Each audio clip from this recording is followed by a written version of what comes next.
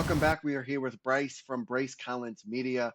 Bryce, man, thank you so much for coming on the podcast. I You're am welcome. very excited to have you on, and you're the first drone photographer. So, thanks for coming on, man. I appreciate it. You're welcome. I'm glad to be here. Yes. So, can anyone just become a drone photographer? So, my best answer to that is I believe anyone can do what they put their mind to. So, I would say yes, but if they're really willing to put in the study time and the work and the practice for it. And what type of skills or what type of practices or what type of things should someone be preparing for if they are looking to get into drone photography? Yeah, so the biggest, I'll just kind of give you like my example of how I did it, and the audience can just kind of do what I'm doing. I practice maneuverability, like controlling the drone, because like since I'm in videography and photography and media, I I make sure like I my moves are perfect.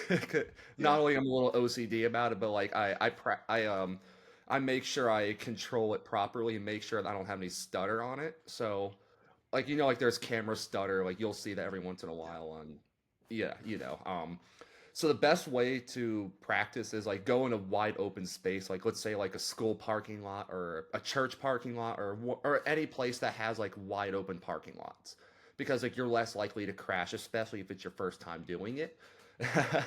um yeah, so practice maneuverability, because there may be times where you might be in a dire situation and you may accidentally turn left or right when you shouldn't, because like if you turn left, like you'll crash. So like the drone could be facing you and then you'll press the wrong button. So Yeah. definitely learn the controller, like control the button, like get to know your drone. Perfect. Yeah, and I think you see these people that are flying drones and you're like, "Oh my gosh, they are, especially those videos on TikTok where you're like, "Oh my gosh, like they're flying under things, in things, into buildings." So it's very, very interesting. And how much time do you think someone should give themselves to take them from a beginner to someone that's good or great at, you know, at flying that drone? So I think everyone learns at different speeds. It's just like, but in my opinion, you should probably practice for 2 to 3 months at minimum. Yeah, I mean that's not that bad.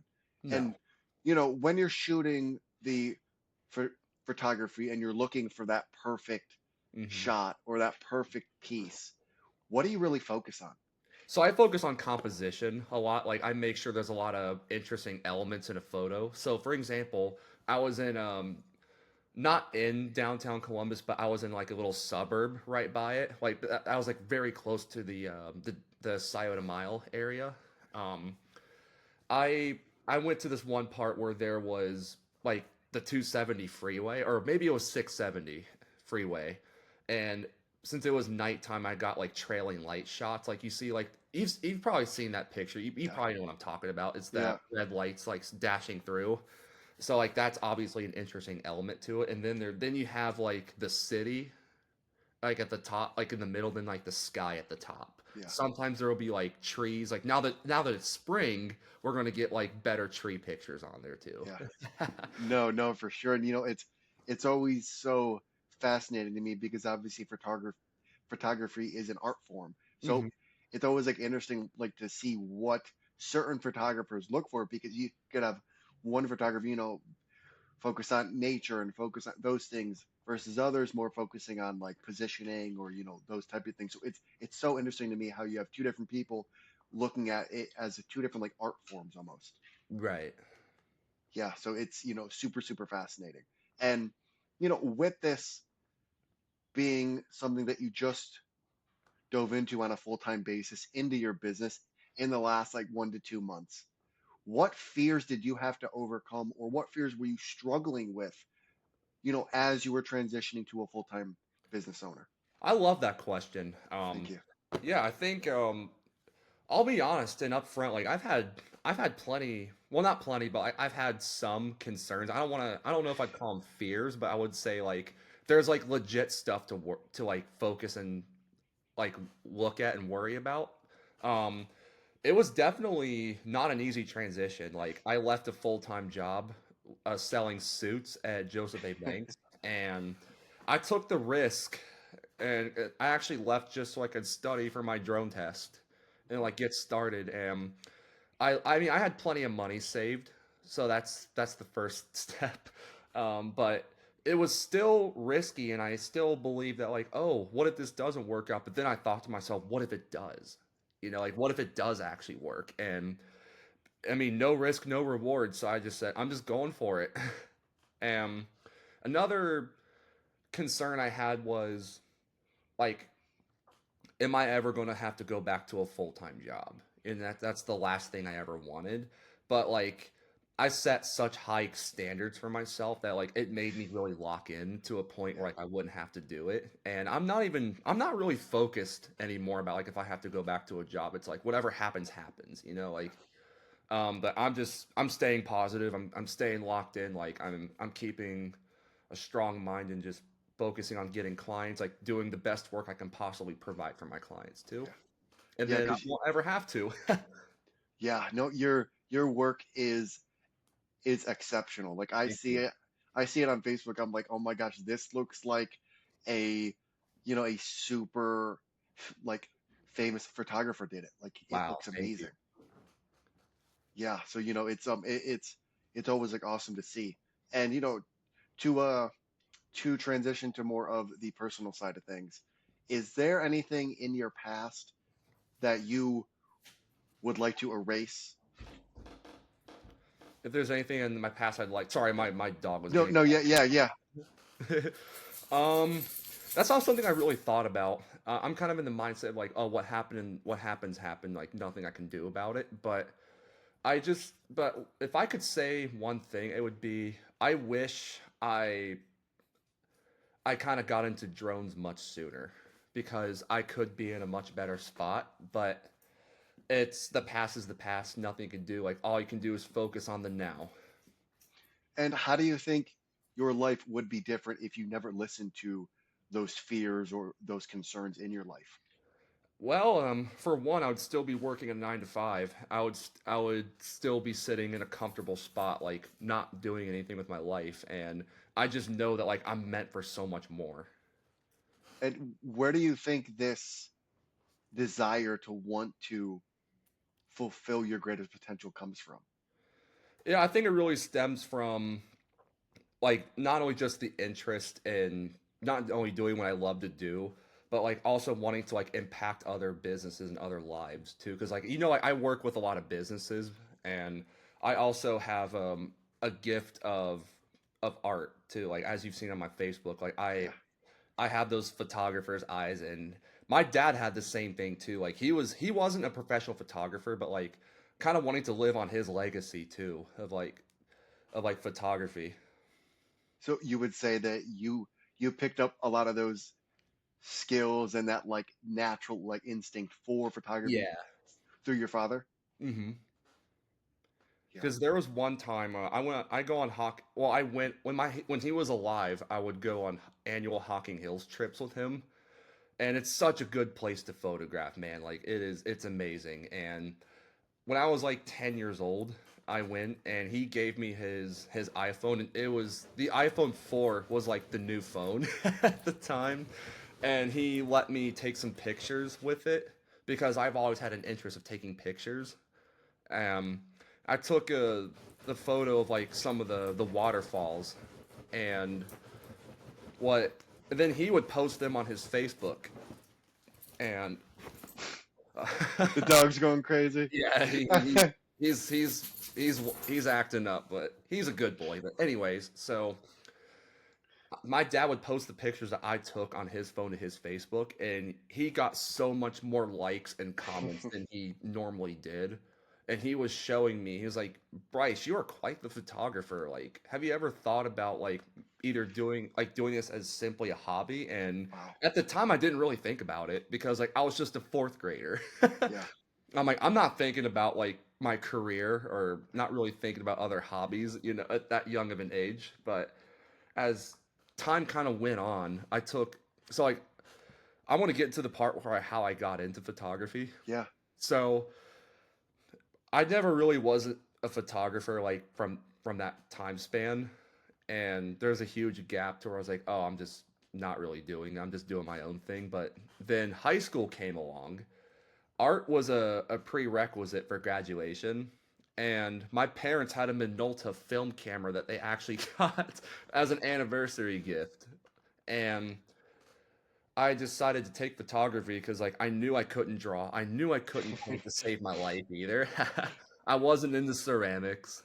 And so I just did photography and because I had a camera already, it saved us a lot of money.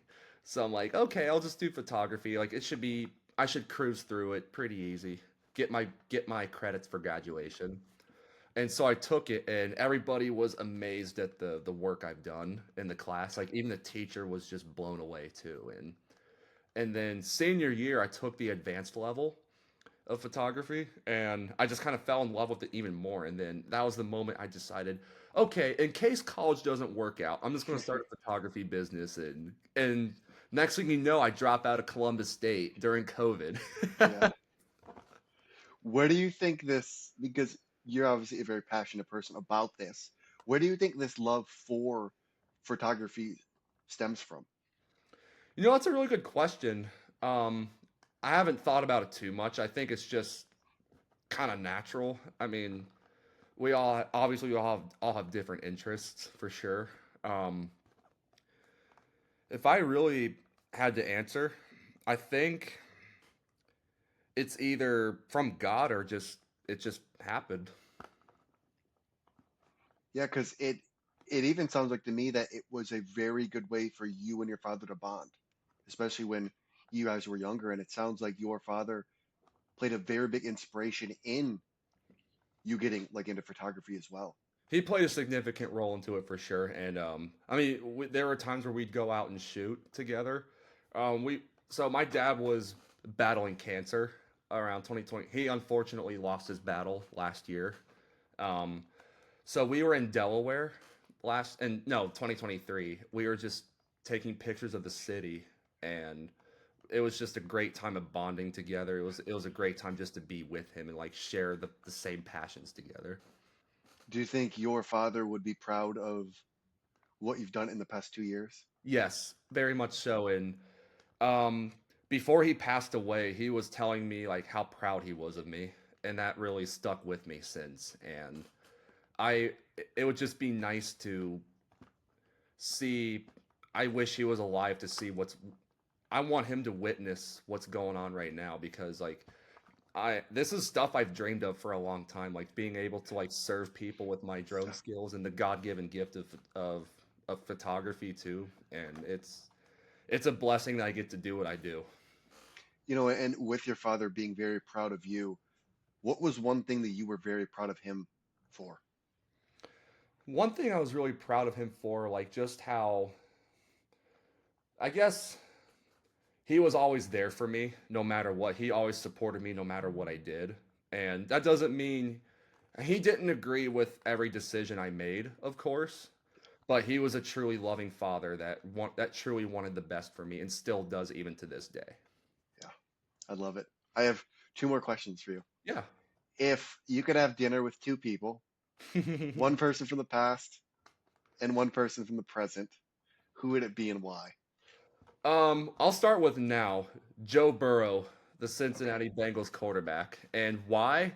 Because, well, for one, he's my favorite player, and he's also from Ohio, and he also owns a nonprofit organization called the Burrow Foundation. And I really think what he's doing for his community is really good, helping kids who are and families who are struggling with food insecurity. And it's biased because I'm a huge Bengals fan too, you know. Yeah. But from the past, it's not something I really thought about. But if I had to pick somebody, it would probably be. Hmm. Wow, you put me on the spot with this one.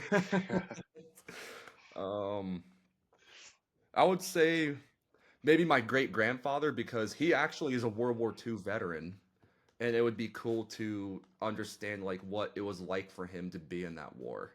Because like I've been pretty interested in that kind of stuff a lot lately, and I just want to know like what life was like for the soldiers back then in World Yeah. War II. Yeah. It would be very interesting, especially with the evolution of technology and what Yeah, they had versus what now we have.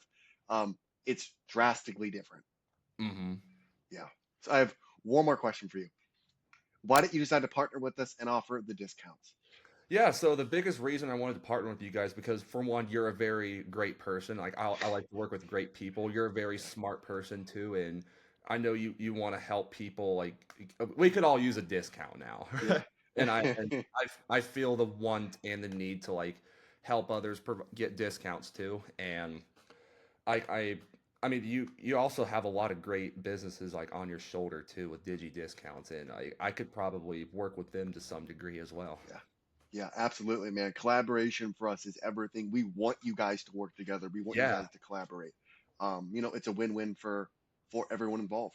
exactly. Um, so one, thank you. We appreciate you, Thank you. for trusting us early on without a product.